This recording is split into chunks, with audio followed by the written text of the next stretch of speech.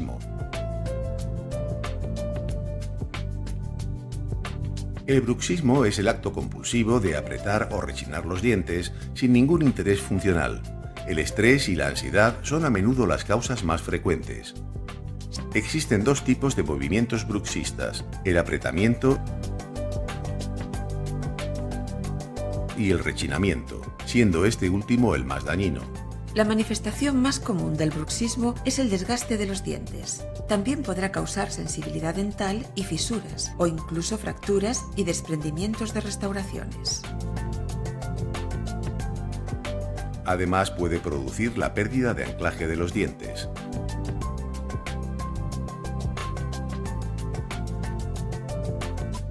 El bruxismo puede ser diurno o nocturno, siendo este último el más frecuente y que a menudo pasa desapercibido.